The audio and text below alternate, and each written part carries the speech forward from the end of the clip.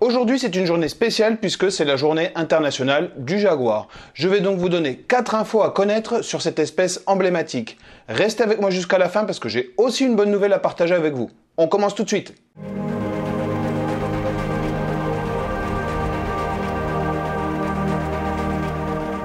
Salut à tous, je suis très content de vous retrouver, j'espère que vous allez tous très bien en ce début de semaine. Dans cette vidéo, je vais donc partager avec vous 4 informations sur le jaguar qui devraient vous intéresser et qui vont peut-être changer votre regard sur cette espèce. Donc première info sur le jaguar est le 3e félin le plus grand au monde après le tigre et le lion. C'est le plus grand prédateur de tout le continent américain, donc c'est un régulateur très important pour tous les écosystèmes où il habite. C'est une espèce carnivore, donc sa diète alimentaire est à base de mammifères en tout genre, d'oiseaux, de reptiles et de poissons. En proportion avec sa taille, il a la puissance de mâchoire la plus importante au monde. Donc par exemple, il arrive facilement à broyer les carapaces de tortue. Deuxième info très intéressante sur le jaguar, c'est l'origine de son nom. Son nom est d'origine indigène, une population qui s'appelle les Tupi-Guarani et qui signifie celui qui chasse en un saut. Mais le jaguar possède différents noms selon la région d'Amérique où vous vous trouvez. Donc il est connu sous le nom de jaguar, mais également yaguareté, par exemple en Argentine. Il est aussi connu sous le nom de balam, par exemple ici sur la péninsule du Yucatan, balam qui signifie jaguar en maya, ou encore le tigre mariposas qui signifie le tigre papillon dans certaines régions d'Amérique du Sud. Cependant, le jaguar est probablement l'une des seules espèces du genre Panthera qui n'attaque pas l'être humain, sauf de rares exceptions, et qui plutôt le fuit,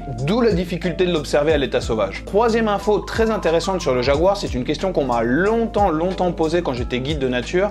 Combien de jaguars il y a au Mexique? Le dernier recensement fait au Mexique par la communauté scientifique, qui date déjà de quelques années, faisait état de 4800 individus à l'intérieur des frontières du Mexique. Et il s'agit évidemment d'un chiffre approximatif et qu'il faut prendre avec beaucoup de précautions. La concentration de jaguars la plus importante au Mexique se situe dans la région sud, là où j'habite. Donc toute la péninsule du Yucatan, on rajoute l'état du Chiapas, et elle est également à cheval sur la frontière avec le nord du Guatemala. Donc pour vous faire une petite idée de l'importance biologique de la zone que je viens de vous décrire, il s'agit ni plus ni moins de la deuxième extension de forêt tropicale la plus importante du continent américain après la forêt amazonienne. La dernière information que je voulais partager avec vous aujourd'hui sur le jaguar, c'est son territoire.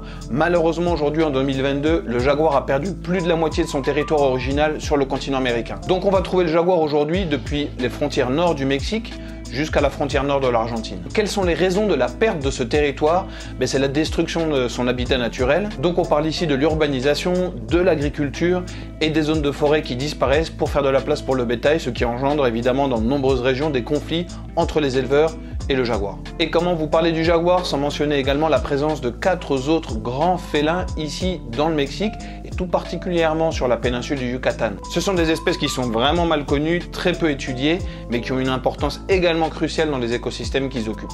On parle donc du puma, de l'oslo, du jaguarundi et de l'oncille. Donc rapidement pour terminer cette vidéo, pourquoi j'ai décidé de vous parler de tout ça aujourd'hui? C'est évidemment la journée internationale du jaguar, mais je suis en train d'essayer de développer un nouveau projet photographique à la recherche des grands félins du Yucatan, en association avec des communautés indigènes des zones rurales, des gens qui sont très fortement impliqués dans la protection de l'environnement, et dont certains de ces membres vont me servir de guide et de tracker. Donc je vous en dis pas plus pour le moment puisqu'on attend encore le feu vert des autorités officielles du village, mais il s'agit là d'un très grand challenge qui demande beaucoup d'efforts, beaucoup d'investissement, de temps, d'argent, de patience et surtout de chance. Donc comment soutenir ce futur projet? C'est très facile, il vous suffit de partager un maximum le contenu que je vous offre à travers toutes les plateformes Instagram, Facebook, YouTube. Et si vous voulez aller encore plus loin, vous pouvez visiter mon site internet tommynaturephotography.com où vous retrouverez une petite biographie, une galerie et évidemment une petite boutique où vous pouvez commander des photos imprimées.